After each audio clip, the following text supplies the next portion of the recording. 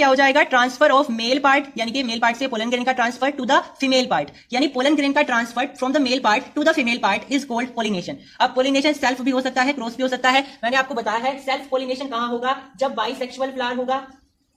Self pollination तभी होगा जब बाइसेक्सुअल फ्लावर होगा। सेल्फ पोलिनेशन नहीं तो कैसे हो जाएगा, बाइसेक्सुअल में तो होगा जहां पे इसके दोनों पार्ट प्रेजेंट होंगे, मेल पार्ट भी फीमेल पार्ट भी, तो वो खुद ब खुद ही पोलिनेट कर लेगा, ठीक है।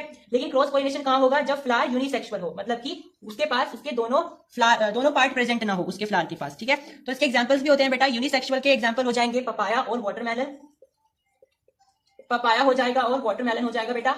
और जो आपका ये जो बाइसेक्सुअल होता है इसका, जैसे कि मैंने अभी आपको बताया था, हिबिस्कस होता है, और आपका मस्टर्ड का जो सरसों का जो फूल होता है वो भी ऐसा ही होता है, उसके पास भी उसके दोनों पार्ट प्रेजेंट होते हैं, यानी कि वो भी बाइसेक्सुअल होता है।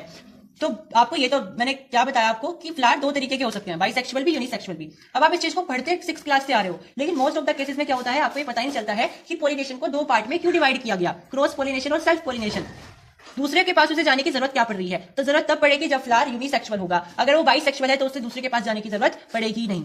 सो आई होप आपके समझ में आया है सेल्फ पोलिनेशन कहां होगा, जब फ्लावर अपने आप में ही इंटरेक्शन करेगा, मतलब कि उसी फ्लावर के पास उसी दोनों पार्ट प्रेजेंट होंगे, मेल पार्ट भी फीमेल पार्ट भी, और वो उसी फ्लावर के अंदर पोलिनेट कर जाएगा। क्रॉस पोलिनेशन कब होगा, जब फ्लावर एक दूसरे से इंटरेक्ट करेंगे, मतलब एक फ्लावर के पास मेल पार्ट है तो दूसरे के पास फीमेल पार्ट होगा, तो वो दोनों आपस में पोलिनेट करेंगे, मतलब यहाँ पे क्या होगा, इंटर पोलिनेशन होगा, और यहाँ पे क्या होगा, इंट्रा पोलिनेशन होगा। तो आप इस चीज को इस तरीके से डिवाइड कर सकते हो, सेल्फ को आप बोल सकते हो इंट्रा पोलिनेशन, यानी कि खुद ब खुद एक ही फ्लावर के अंदर पोलिनेशन हो रहा है। क्रॉस में होगा इंटर पोलिनेशन, मतलब कि दूसरे फ्लावर की भी इन्वॉल्वमेंट चाहिए तब जाके पोलिनेशन होगा। क्यों जरूरत पड़ी दूसरे फ्लावर की बेटा, क्योंकि एक फ्लावर के पास केवल एक ही तो रिप्रोडक्टिव पार्ट है, एक फ्लावर के पास या तो मेल पार्ट होगा या फीमेल पार्ट होगा, तो उसे दूसरे फ्लावर के साथ कॉन्टैक्ट करने के लिए पोलिनेशन करना पड़ेगा, तो उसमें क्रॉस पोलिनेशन आ जाएगा।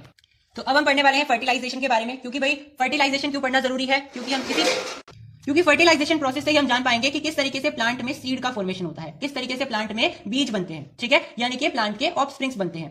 तो ये फर्टिलाइजेशन पढ़ने के लिए, जैसा कि मैंने आपको बताया था, प्लांट का जो स्ट्रक्चर होता है, देखिए हम आपको फिर से दिखा देते हैं। ये आपके पास ये ओवरी होती है, येलो येलो लाइक स्ट्रक्चर, तो ये उसका पूरा एक स्ट्रक्चर है, किस तरीके से अंदर से दिखाई देती है, ठीक है।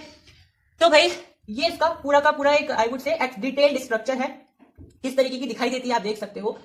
ये आपकी पूरी की पूरी ओवरी है, ये वाली ओवरी है, ये आपका स्टाइल हो जाएगा, ये आपका स्टिग्मा हो जाएगा, ठीक है। यहाँ पे पोलन ग्रेन आता है और ये पोलन ट्यूब लगी हुई है, और ये पोलन ट्यूब यहाँ तक अटैच है जहां पे फीमेल जर्म सेल है, मतलब जहां पे ओवा मिलेंगे, ठीक है। अब डिटेल से समझिए।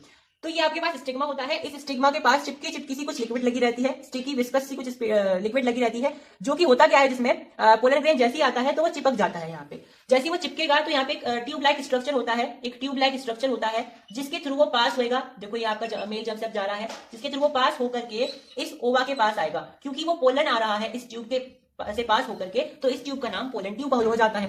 समझ में आया इसका नाम पोलन ट्यूब क्यों हुआ, क्योंकि इस ट्यूब के द्वारा चल करके यात्रा करके कौन आ रहा है, पोलन आ रहा है। क्यों आ रहा है, क्योंकि उसे फर्टिलाइज करना है इस ओवा को। तो क्योंकि पोलन ग्रेन यानी पोलन जो आपका जो मेल सेल है, मेल जर्म सेल है, वो इस ट्यूब के द्वारा चल के आ रहा है, तो इसलिए आप बोलोगे कि वो ये जो ट्यूब है वो आपकी पोलन ट्यूब है। समझ में आया, क्योंकि ये पोलन सेल्स ही है, मतलब कि पोलन के पास ही तो होते हैं male germ cells.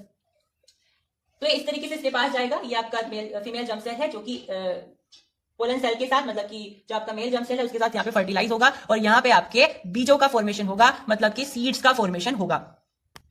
So I hope आपके समझ में आया होगा। ये आपके पास पूरा का पूरा एक प्लांट के फर्टिलाइजेशन का डायग्राम है। ये आपके पास स्टिग्मा होता है जहां पे पोलन ग्रेन आके चिपक जाते हैं, फिर वो इस पोलन ट्यूब के द्वारा चल करके ओव्यूल के पास जाते हैं, यानी कि आपके ओवरी के पास जाते हैं, जो जिसके अंदर आपका ओव्यूल होता है, जिसके अंदर ओवा प्रेजेंट होते हैं, यानी फीमेल जर्म सेल होते हैं। और क्योंकि यहाँ से मेल जर्म सेल आया है चलकर, तो फीमेल जर्म सेल के साथ फर्टिलाइज हो जाता है और आपके जाइगोट वगैरह का फॉर्मेशन करके बीज वगैरह बनाता है, मतलब कि सीड्स बनाता है, ठीक है। अब सीड्स के बारे में हम अभी आगे बढ़ेंगे कि किस तरीके से सीड जर्मिनेट होता है। अभी आपके दिमाग में ये सवाल आना चाहिए कि ये जो पोलन ग्रेन है ये ऐसे कांटेदार क्यों है, ठीक है। तो जी हाँ, पोलन ग्रेन का जो स्ट्रक्चर, अब आपको घबराना नहीं है कि आपको स्ट्रक्चर पढ़ना पड़ रहा है, ये आपके सिलेबस से आउट है, सिलेबस में आपके नहीं है, लेकिन हम आपको पढ़ा रहे हैं ताकि आपको बेसिक अंडरस्टैंडिंग हो। और अगर आपको अपनी आंसर राइटिंग दूसरों से अलग दिखानी है तो आपको भाई कुछ तो अलग पढ़ना पड़ेगा ही, तो इसलिए हम आपको थोड़ा सा अलग पढ़ा रहे हैं। ये आगे का सिलेबस में से है, हालांकि आपके 10th के सिलेबस में नहीं है यू कैन से, लेकिन आपको थोड़ा सा बेसिक अंडरस्टैंडिंग होगी कि एक पोलन ग्रेन किस तरीके का होता है, उसका स्ट्रक्चर किस तरीके का होता है। तो भाई उसके पास दो लेयर होती है, जो आपकी एक्सटर्नल लेयर होती है उसके पास इस तरीके के ये कांटे लाइक स्ट्रक्चर होते हैं, जो कि आप देख सकते हो। इन्हीं को आप एक्साइन बोलते हो, और इसकी जो इंटरनल लेयर होती है उसको आप इंटाइन बोलते हो। इन दोनों लेयर के बीच में इस तरीके के जर्म पोर्स होते हैं, ठीक है, इस तरीके के जर्म पोर्स होते हैं। अंदर इसके न्यूक्लियस पाए जाते हैं और इसके अंदर सेल्स पाए जाते हैं, मतलब सेल्स के अंदर ही न्यूक्लियस होंगे, ऑफ कोर्स की बात है। अब देखो ये कई तरीके के इसमें आप दिखाई दे रहे होंगे, एक तो ये है, एक ये है, एक ये है, इनमें डिफरेंस क्या है? ये एक ऐसा न्यूक्लियस है जो कि पूरी तरीके से बन गया है, ये एक ऐसा न्यूक्लियस है जो कि अभी तैयार हो रहा है, ठीक है, मतलब आप इसके चारों तरफ एक सेल भी बना सकते हो, तो ये एक ऐसा सेल बन गया है जो कि तैयार हो चुका है। ये एक ऐसा सेल है या एक ऐसा न्यूक्लियस है जो कि अभी बना नहीं है प्रॉपर्ली, बट जनरेटिव स्टेज पर है, और ये अभी बिल्कुल इनिशिएटिव स्टेज पर है, मतलब इनमें तो अभी स्टार्टिंग भी नहीं हुई है बनने की, ठीक है। तो आप डिफरेंस समझिए, ये आपका है वेजिटेटिव न्यूक्लियस और ये आपका जनरेटिव न्यूक्लियस, ये आप समझ सकते हो न्यूक्लियस एट इनिशिएटिव स्टेज। समझ में आई बात? चलो बेटा, हम पढ़ने वाले हैं स्ट्रक्चर ऑफ ओव्यूल के बारे में। तो स्ट्रक्चर ऑफ ओव्यूल में क्या क्या चीजें हैं, देखो आप जैसा कि देख सकते हो, ये पूरा का पूरा एक एम्ब्रियो सेक है जिसके अंदर जाइगोट का फॉर्मेशन होगा, यानी एक थैली लाइक स्ट्रक्चर होता है जिसके अंदर सीड का फॉर्मेशन होगा। यहाँ पे देखिए नीचे की तरफ होता है एक साइनर गाइड जो कि एक स्प्रिंकल लाइक स्ट्रक्चर है, स्प्रिंग लाइक स्ट्रक्चर है। साइनर गेट्स क्या होता है बेटा? साइनर गेट्स का फंक्शन क्या होता है? साइनर गेट्स एग को न्यूट्रिशन प्रोवाइड कराता है। एग मतलब जो ओवा होता है, ओवा को न्यूट्रिशन प्रोवाइड कराएगा।